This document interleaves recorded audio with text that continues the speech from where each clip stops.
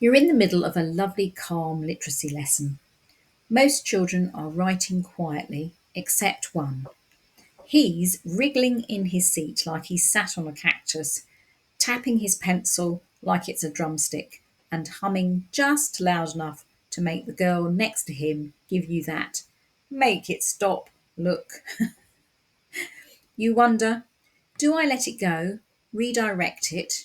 Is it disruption, or is it just how his brain works?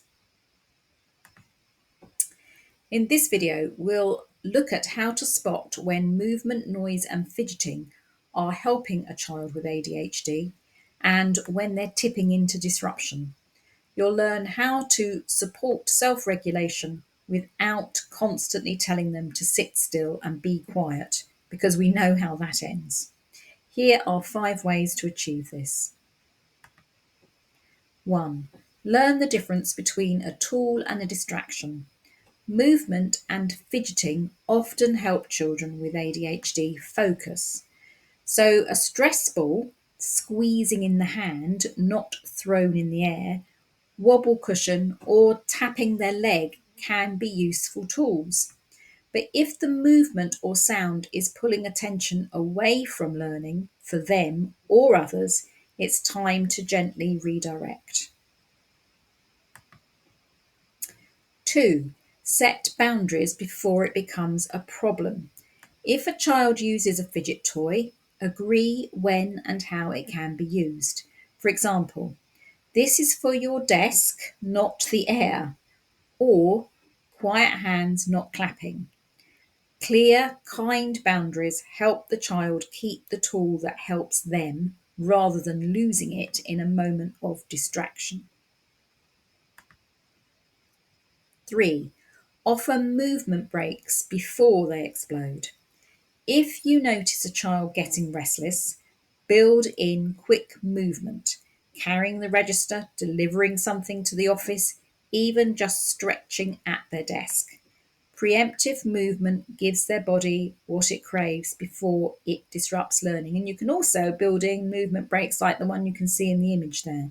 I work with a boy who would, if he did managed 10 minutes of work, he would get a break.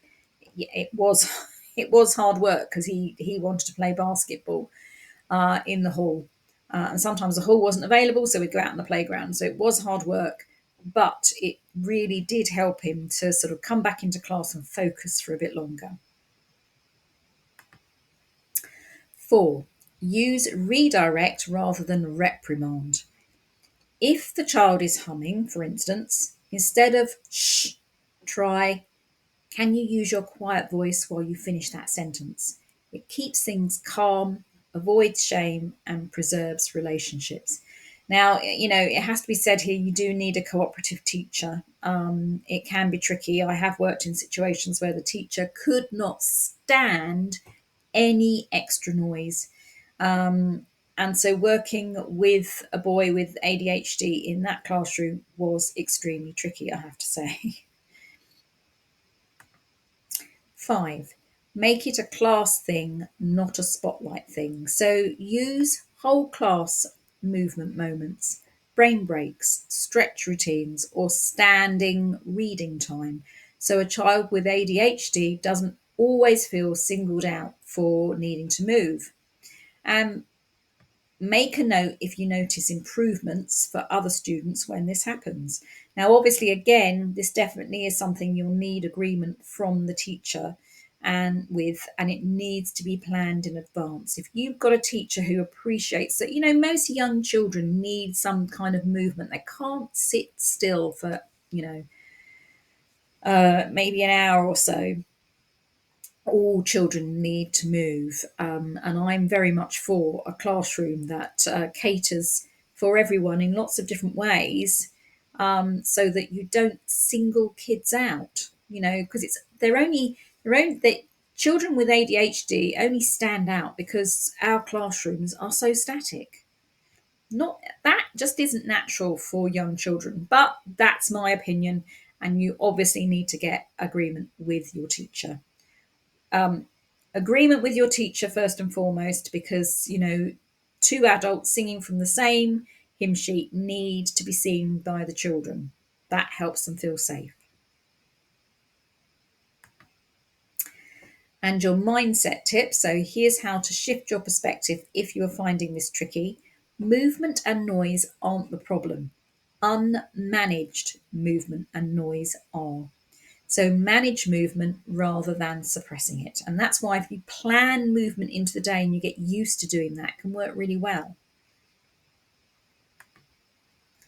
Now, here's some action you can take. Pick one student who regularly fidgets or gets noisy. Make some time to observe them. So, is it helping them engage or distracting them? Adjust your approach based on what you learn and try introducing one tool with agreed boundaries and obviously with the agreement of the class teacher. Make a note on what happens. You might get some insight you haven't had before, which will, help you moving forward. Now, you're not failing if your student with ADHD moves, fidgets, or makes a noise. You're learning to work with their brain, not against it. And that takes time, patience, and practice. And, it's good to remind anyone, sort of other than the class teacher, that this child should be quiet. No, this child finds it difficult to be quiet. This child needs to have some movement, needs to make some kind of noise, and you're working out what is manageable in the classroom. It's good for the other children as well. We don't need complete silence in class. And if they can learn to zone out any extra noise, that's good practice for them too. Now, in video 4, we will look at transitions and time management tips and tricks. I look forward to seeing you there.